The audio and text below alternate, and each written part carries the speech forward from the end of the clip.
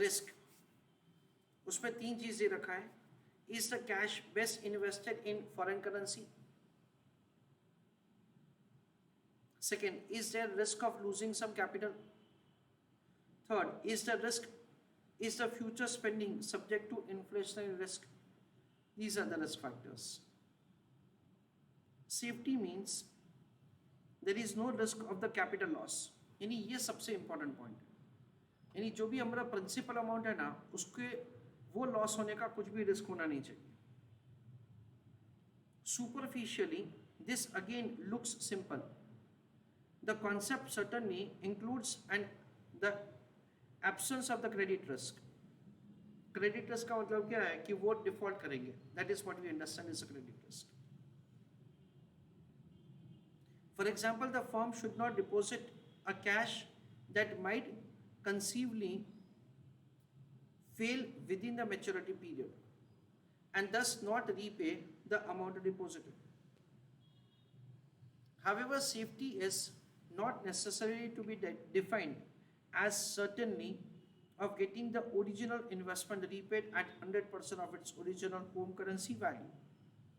If the purpose for which the surplus cash is held is not itself fixed in the local currency, then the other criteria of the safety may apply.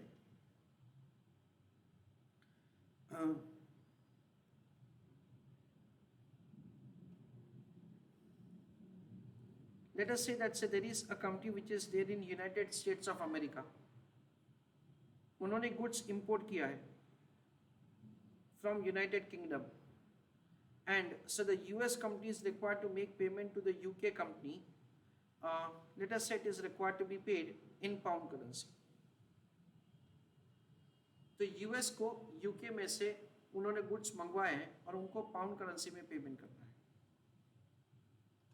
Listen carefully कि जो pound currency में उनको payment करना है ना, वो पे करने के लिए after 3 months what they may do, say today itself, say they may enter into the transaction for borrow dollar, convert dollar into pound,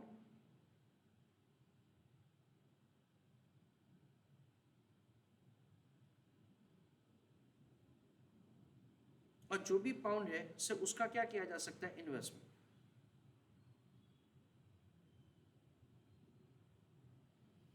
जो भी हमारा maturity amount of the deposit होगा से उस पर से हमको पे करना है. तो उस केस में हमको फॉरेन करेंसी में ही हमारा मेच्योरिटी चाहिए, ऐसा यूरोका का कहना है. You read this once again. However, the safety is not necessarily be defined as certainty of getting the original amount repaid of 100% of its original home currency.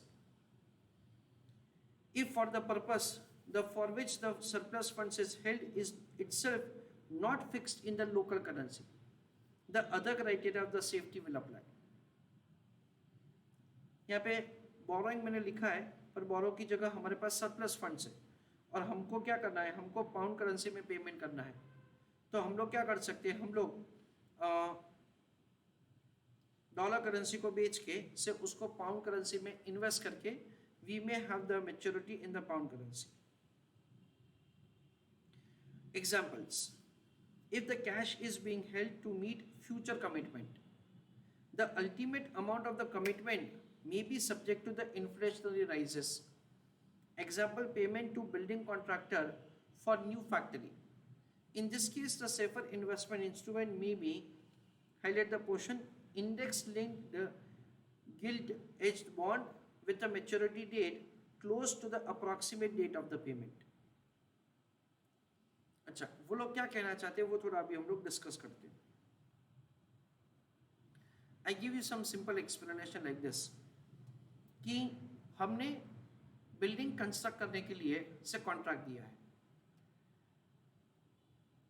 Contractor ने हमको ये बोला है that say I will charge, let us say an amount of, मैं simple figures ले रहा हूँ, an amount of $1 lakh subject to the cement prices. Cement का प्राइसेस अगर बढ़ेगा ना, then in that case I will charge more. Suppose कि उसने सिर्फ एक क्लॉज ही रखा है, तो हम लोग क्या करेंगे, हम लोग ऐसा इन्वेस्टमेंट दैट इज से करेंगे, ऐसे सिक्योरिटी में इन्वेस्टमेंट करेंगे जिसका प्राइस है ना सीमेंट प्राइस से कनेक्टेड हो। That is the way you can make investment. तो अगर सीमेंट का प्राइस बढ़ जाता है ना तो हमारा इन्वेस्टमेंट का वैल्यू भी बढ़ेगा, और अगर सीमेंट का प्राइस गिरता है ना तो हमारा वैल्यू ऑफ इन्वेस्टमेंट भी गिरेगा। जैसे कि यहाँ पे हमको पेमेंट करना था, लास्ट एग्जाम्पल में यहाँ पे हमको पेमेंट करने का था पाउंड करेंसी, तो हमने क्या किया, हमने पाउंड करेंसी में ही इन्वेस्टमेंट कर दिया, जिसकी वजह से अगर पाउंड का वैल्यू ऊपर जाता है या नीचे जाता है अपने को उससे कोई मतलब नहीं है। That is way see we can have the investment in the pound currency itself. तो हमको क्या होगा कि 3 महीने के बाद डॉलर को पाउंड में कन्वर्ट करने का कोई प्रॉब्लम ही नहीं होगा, कोई इश्यू ही नहीं होगा, ऐसा हम लोग समझते हैं। Same is the case with over here.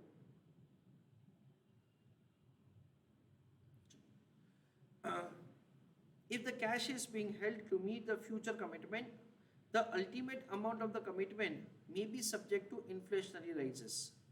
Example, the payment to the building contractors for new factory. In this case, a safer investment instrument may be index-linked gilt-edged bond with a maturity date close to the expected date of the payment. Profitability problem. If the cash is being held to meet future payment in foreign currency, the only riskless investment would be one denominated in that currency, जो अभी हम लोग discuss कर रहे थे।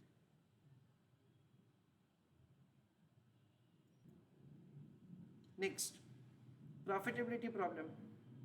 If the cash is held to meet the future payment, okay, in foreign currency, only riskiness would be one denominated in that currency. Next is profitability. Fixed or variable interest rate, term to the maturity, ability to find favorable interest rate, ability to forecast funds, better another currency and tax implication. तो ये सब कुछ हमको ध्यान में लेना पड़ेगा। देखो, फिक्स रेट ऑफ इंटरेस्ट में इन्वेस्टमेंट करेंगे या वेरिएबल, तो answer to the question is that depends upon what is your expectation about the floating rate of interest. आपको फ्लोटिंग रेट ऑफ इंटरेस्ट में क्या फ्लक्चुएशन होगा उसके बारे में आपका क्या एंटिसिपेशन है। अगर आपको लग रहा है कि floating rate of interest market में गिरने वाला है, then in that case you should make investment in fixed rate of interest. अगर आपको लग रहा है कि floating rate of interest market में बढ़ने वाला है, then in that case you should make investment, अगर आपको लग रहा है कि फ्लोटिंग रेट ऑफ इंटरेस्ट बढ़ने वाला है, you should make investment in the variable rate of interest. That is the way you to take decision, और उसके लिए you have to make anticipation about the rate of interest, जो आप लोग एक एक्सपेक्टेशन थियरम है से उसके ऊपर से हम लोग फॉरवर्ड रेट्स का कैलकुलेशन कर सकते हैं। एट द सेम टाइम से देयर इज से अ डेरिवेटिव इंस्ट्रूमेंट जिसका नाम है फॉरवर्ड रेट एग्रीमेंट, उसमें भी एंटर किया जा सकता है। फॉरवर्ड रेट एग्रीमेंट कैसे काम करता है वो मैं आपको थोड़ा ब्रीफ में समझाता हूँ, क्योंकि इतना डिटेल में यहाँ पे नहीं दे रखा है। 1 April is the today's date. मुझे ऐसा लग रहा है कि 1 जुलाई को मेरे पास फंड्स होंगे which I will be able to invest let us say for a time period of 6 months, that is 30th of April, sorry 31st of December। ऐसा सपोज की है कि हमारे पास 1 जुलाई को एक्सेस फंड्स आने वाले हैं जो हम लोग 31st of December तक इन्वेस्ट कर सकते हैं।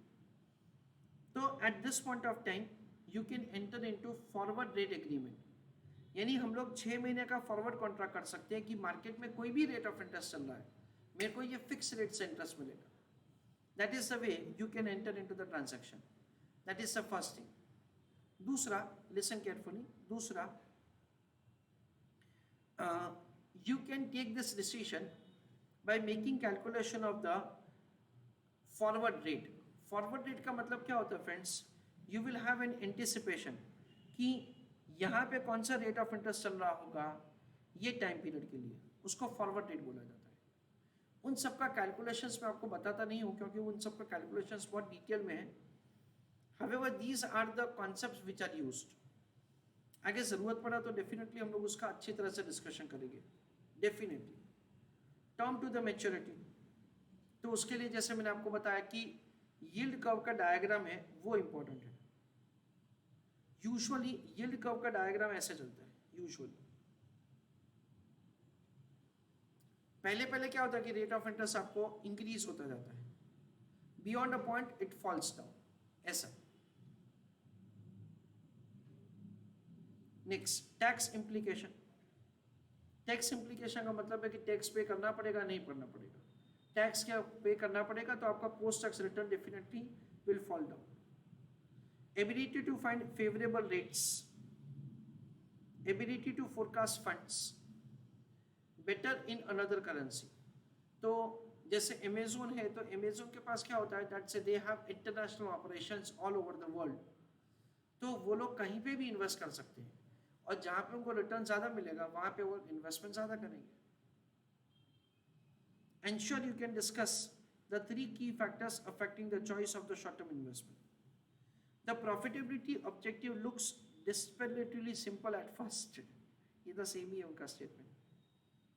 Go for the highest rate of return, subject to overriding the criteria of the safety and liquidity. However, here are, say, even more complications. Factors being considered: fixed rate of interest or variable rate of interest. Rule thumb of the action: invest long fixed interest investment with the late maturity subject to the liquidity rule if there are good reasons to expect the interest rate to fall. यानी ये लोग क्या कहना चाहते हैं, अगर आपको लग रहा है कि वेरिएबल रेट नीचे जाएगा तो फिक्स में इन्वेस्ट करो, and vice versa. Terms to maturity: invest short fixed rate of interest with the early maturity dates, or variable if there are good grounds of expecting it to go up. यानी यहाँ पे एक और point उन्होंने ऐसा बोला, that is बोल के रखा है कुछ ऐसा कि अगर मैं आज 1 साल के लिए रेट, दैट इज मेरा पैसा ब्लॉक करता हूँ, आज 1 साल के लिए मैं मेरा पैसा ब्लॉक करता हूँ तो मेरे को 10% का रेट ऑफ इंटरेस्ट मिलेगा. पर मैं ऐसा एंटिसिपेट कर रहा हूँ कि 1 महीने के लिए रेट ऑफ इंटरेस्ट है फॉर एग्जाम्पल 8%. तो मुझे ऐसा लग रहा है कि 1 महीने के बाद मार्केट में रेट ऑफ इंटरेस्ट बढ़ेगा, तो मुझे मेरा पैसा पहले शॉर्ट टर्म के लिए ब्लॉक करना चाहिए. फिर रेट ऑफ इंटरेस्ट बढ़ा, फिर वापस मैं इन्वेस्टमेंट करूंगा. कब तक? जब तक मेरे को लग रहा है कि रेट ऑफ इंटरेस्ट बढ़ेगा. ऐसा मेरे को क्या करना चाहिए, ऐसा मेरे को शॉर्ट इन्वेस्टमेंट्स करना चाहिए. अगर मेरे को लग रहा है कि रेट ऑफ इंटरेस्ट गिरने वाला है, देन इन दैट केस मेरे को लॉन्ग टर्म में इन्वेस्टमेंट करना चाहिए. Again there is a concept से जिसका नाम है ड्यूरेशन, जिसका नाम है कॉन्वेक्सिटी. उसमें ये सारा पॉइंट्स डिस्कस होता है.